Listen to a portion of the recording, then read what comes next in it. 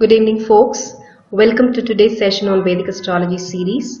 Today we're going to discuss about the biggest planet in the zodiac belt, one who signifies expansion, one who is equivalent to God, one who is nothing but growth and expansion in life. We're talking about planet Jupiter or Brihaspati or Guru. Brihattanu Pingalamurtva Jeksheno Brihattanu Shreshtamurti Kafakha. Navagraha Sukta says about the Dhanubhava of Guru. Brihattanu Pingalamurta Jekshano Brihattanu Shreshtamurti, one who is noble, Kafatmataha. He has got honey-colored eyes and who is also phlegmatic in nature. The supreme benefic, who is the protector of the entire universe, and that is the reason he is called as Brihaspati. Brihas, nothing but big, the universe, and Pati is nothing but protector, the universal protector. Brihaspati or Guru, he is also called as the Dhanakaraka and the Santanakaraka. Dhanakaraka, where he bestows with the blessings of wealth in the form of cash, in the form of kind, and also in the form of luxurious items. Santanakaraka, the blessings of Guru in the form of progeny. That is the reason if one's horoscope has got a very strong strength of Guru, it is said that he's got Daiva Bala, because Guru is nothing but God. Signifies Rigveda, and that is the reason he's called as Rigvedadipati. The only planet whose equivalent to God is Brihaspati. Jupiter signifies the metal gold. The symbol of Jupiter is equivalent to the symbol of the metal Jupiter given by the alchemist. He is the biggest planet, he is a gaseous planet, and anything which is concerned with Jupiter will end in something big. Jupiter bestows you with the best of knowledge. We also saw that Mercury is also a planet of knowledge, but there is a difference between the knowledge that Jupiter has and the knowledge that Mercury bestows. Mercury's knowledge is about materialistic nature, whereas Jupiter's knowledge is always towards the Atmakaraka knowledge. He tries to go within and tries to come out with the Paramarthika in you. A Guru is slightly egoistic or a little bit of arrogant in nature, and he engages in sattvic deeds and sapkaryas. A Guru will always follow dharma or justice. A Guru will also know what is good and bad. He enhances the jnana, and he is always thinking at a very high plane. That is the reason he is said to have Akasha Tattva. What is the meaning of Guru? Gu means Andhakaraka and Ru means Nirodhakaraka. So, he is somebody who removes the darkness in your life and bestows you with all the knowledge by removing all the ignorance. He is the Acharya and he is also the Deva Guru. He is a teacher of all the Devatas. And the moment a Guru has got 10,000 students, he becomes Maharishi. And it is not easy for one to become a student under a Guru, because the selection process is a very tedious process.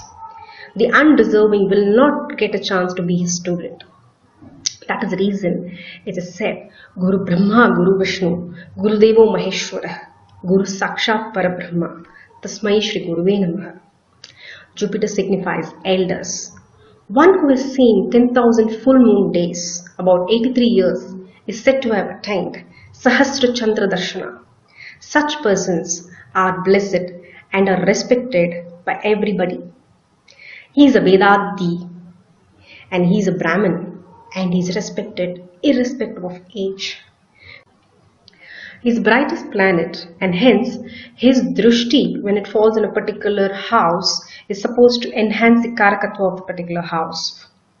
Okay, and even certain other planets which are conjunct along with Jupiter, the karakatva of the planet also gets enhanced. Jupiter is highly special, it has high special significations. Swadharma in nature is highly principled. He is impartial, lawful, he is dharmic in nature. He is a Brahmin by caste, priestly in nature. He is a philosopher, he is ritualistic, he is non-violent. He has a respectable look, royal in attitude. He is social, lovable and kind. He commands respect as a teacher, as a preacher, and he not only teaches but he also follows what he preaches. He controls all the mental senses. He has the capacity to be an ambassador in life. He guides the entire globe and gets himself called a Paramacharya. His approach is traditional in thinking. He is a Brahmagyani who does not love material comforts.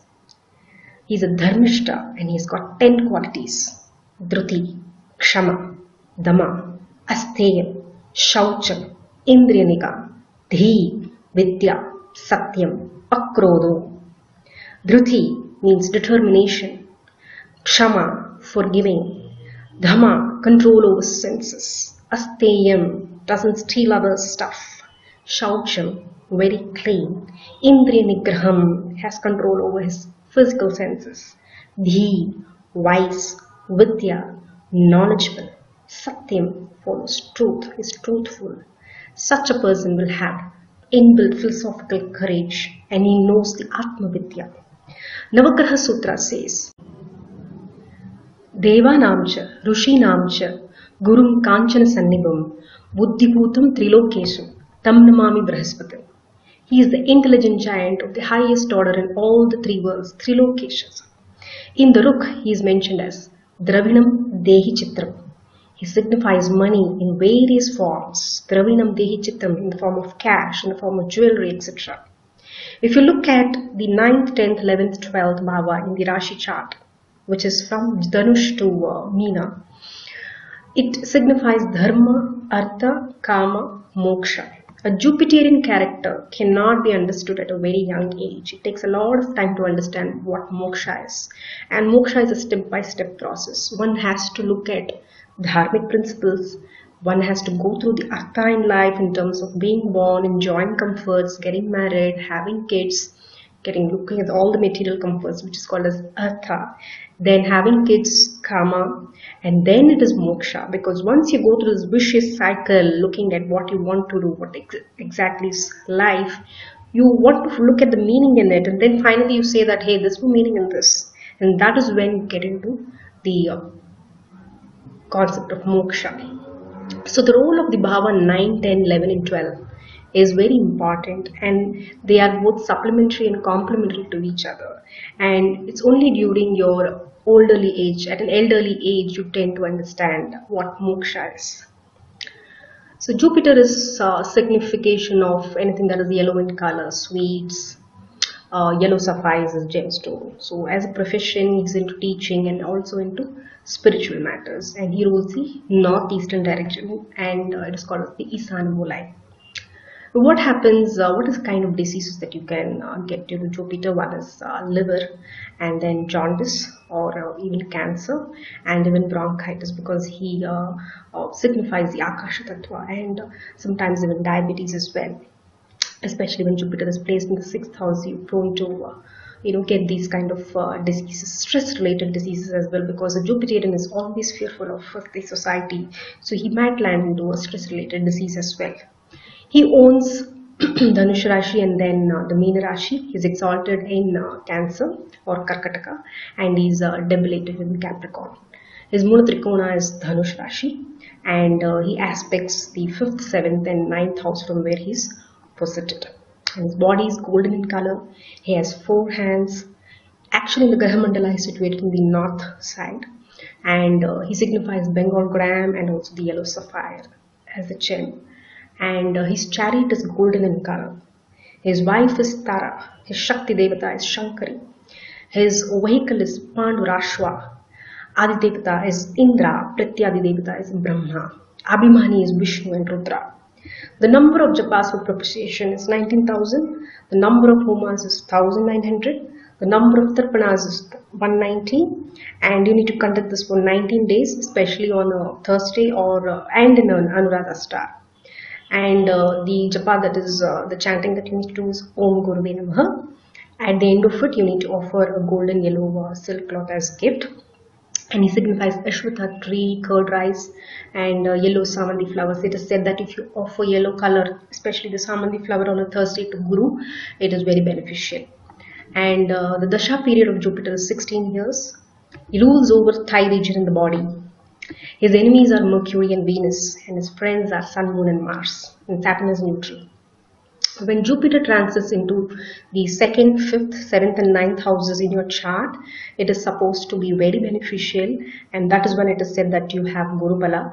And in these houses, once it is transiting, it is said that it is a likely time for you to get married.